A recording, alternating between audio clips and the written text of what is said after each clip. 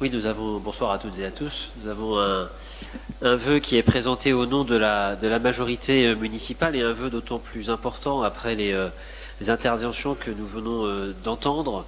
Et je remercie les enseignants et les parents d'élèves qui se mobilisent parce que l'éducation nationale brûle et le gouvernement regarde ailleurs.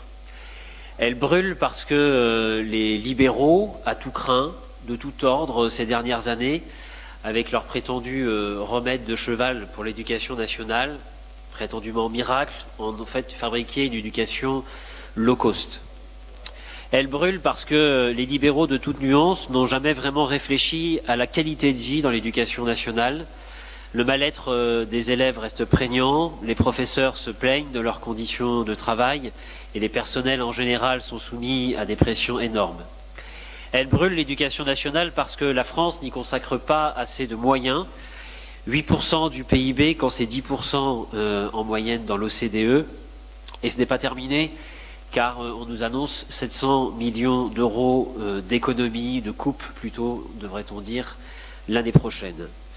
Elle brûle parce qu'il n'y a pas de reconnaissance salariale à la hauteur, qu'il s'agisse du premier contingent d'éducation nationale, les professeurs, mais aussi aujourd'hui du deuxième contingent, les AESH.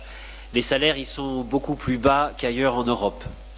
Elle brûle parce qu'on continue à fermer des classes, y compris à Fontenay, vous l'avez vu dans le vœu l'année prochaine.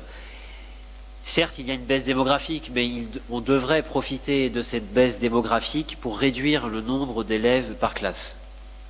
Elle brûle parce que des ministres misent aujourd'hui davantage sur Stanislas que dans l'enseignement public. Elle brûle parce qu'on fait de la mousse sur l'uniforme, sur l'abaya, parce qu'on fait du bruit sur le service national universel, parce qu'on fait de la com délétère sur les groupes de niveau. Et tout cela n'a jamais fait une politique éducative conséquente et ne permet pas de mettre un élève devant chaque professeur, de garantir l'égalité de l'éducation et préserver son caractère national.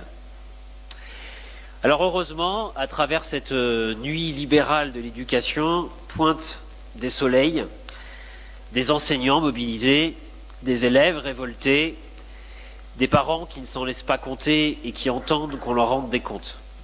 Notre école, ce n'est pas celle du tri social, la nôtre c'est celle de l'égalité pour toutes et tous. Notre école, ce n'est pas celle de la préférence au privé, qui plus est quand il est caricatural comme Stanislas, mais celle de l'école publique avant tout. Notre école, ce n'est pas celle de la préparation au marché du travail, mais c'est celle de l'émancipation qui prépare au monde et qui apprend en définitive à se passer de maître. Alors la mobilisation cet après-midi, elle était massive en Île-de-France, elle était puissante, elle était pleine de colère. Je l'ai entendu aussi ce soir à Fontenay lors de la réunion, je l'ai entendu lors des assemblées à Pablo Picasso. Et je crois que le gouvernement aveugle a commencé peut-être un peu à entrouvrir les yeux, peut-être un peu à prendre peur, puisque nous avons assisté aujourd'hui à une première reculade de la ministre Belloubet sur les groupes de niveau et sur le projet inique de tri social du gouvernement. Comme je l'ai entendu tout à l'heure au début de la réunion à Fontenay, on m'a dit Fontenay ce serait parfait, mais sans Belloubet. Alors nous n'arrêtons pas de protester parce que nous réclamerons davantage de moyens pour que les conditions, à la fois les conditions d'apprentissage des élèves, mais aussi les conditions de travail des agents ne soient pas abîmées ailleurs, mais aussi ici. Et c'est pourquoi nous demandons que le conseil municipal demande au rectorat le maintien de la dotation horaire globale du lycée Picasso et la non-fermeture d'une classe de terminale à la rentrée 2024-2025, à la DSDEN du Val-de-Marne de revenir sur ses annonces de fermeture de classe à la rentrée 2024-2025 à Fontenay, au gouvernement de revenir sur le décret du 22 février annulant plus de 692 millions d'euros dans l'éducation nationale et de renoncer définitivement à la mise en place de groupes de niveau au collège. Et enfin au gouvernement de proposer au Parlement un vrai projet de loi visant à redonner des moyens ambitieux à l'éducation nationale à la hauteur de nos besoins, étant entendu qu'un retard considérable a été accumulé ces dernières années.